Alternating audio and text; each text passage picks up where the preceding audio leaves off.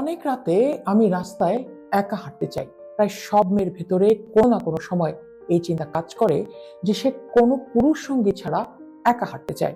এই ভিডিওটি দেখতে দেখতে আমার মনে পড়ছিল বেগম রোকেয়ার সুলতানাস ড্রিমের কথা, যেখানে নারী চরিত্রটি বলছে, নগরের লোকেরা জাগিয়া উঠিয়াছে, রাজপথে লোকে লোকারণ্য, কি বিপদ, আমি দিনের বেলায় এভাবে পথে বেড়াইতেছি।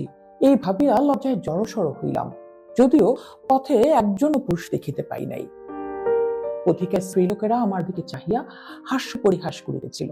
তাহাদের ভাষা না বুঝিল ইহা স্পষ্ট বুঝিলাম যে তাহাদের উপহাসের লক্ষ্য আমি। সঙ্গিনীকে জিজ্ঞাসা করিলাম, উহারা কি বলিতেছে? উত্তর পাইলাম, উহারা বলে যে আপনি অনেকটা পুরুষ ভাবাপন্ন। পুরুষ ভাবাপন্ন ইহার মানে কি? ইহার অর্থ এই যে আপনাকে পুরুষের মতো ভীরু ও লজ্জানম্র দেখায়। পুরুষের মতো লজ্জানম্র? এমন ঠাট্টা! এক নারী স্থানের গল্প, যেখানে নারীরা পুরুষকে দেখছে সেভাবে যেভাবে এখন এখানে এই সময় পুরুষরা নারীকে দেখে। ভাবুন তাহলে সেই মেয়েটির কথা যার কথা শুরুতেই বলছিলাম। মেয়েটার একা হাঁটতে চাওয়ার সিদ্ধান্ত, কিন্তু সে কি সিদ্ধান্ত নিতে পারে? এই যে পারে না, এই প্রশ্নটি শেষ পর্যন্ত কিন্তু ক্ষমতারই প্রশ্ন। আর এই প্রশ্ন নিয়ে নারীদের লড়াইটা করতে হয়েছে সব সময়। আজ যে নারী দিবসটি পালিত হচ্ছে, সেই গল্প কিন্তু নারীদের লড়াইয়ের দিনের কথা। 1908 সালে এই দিনে একসাথে প্রায় 15,000 নারী আমেরিকার নিউ ইয়র্কের রাস্তায় নেমে আসে কর্মঘণ্টা কমানো, বেতন বৃদ্ধি ও ভোটের অধিকারের দাবিতে। কিন্তু মজার ব্যাপার দেখেন, এরও 3 বছর আগে এক অবরোধবাসিনী বেগম রোকেয়া এই নারীদের মুক্তির কথা বলেছেন সুলতানাস ড্রিমে। কিভাবে এলো নারী দিবস? ওই যে বলছিলাম, 1908-এ নিউ ইয়র্কের আন্দোলন এর 1 বছর পর সোশ্যালিস্ট পার্টি অফ আমেরিকা প্রথম জাতীয় নারী দিবসের ঘোষণা দেয়। আর তখনই একে আন্তর্জাতিক রূপ দেওয়ার চিন্তা মাথায় আসে নারী অধিকার কর্মী, আইনজীবী ও সমাজতান্ত্রিক কর্মী ক্লারা জেটকিনের। 1910 সালে কোপেনহেগেনে নারী শ্রমিকদের এক আন্তর্জাতিক সম্মেলনে তিনি এই প্রস্তাব রাখেন।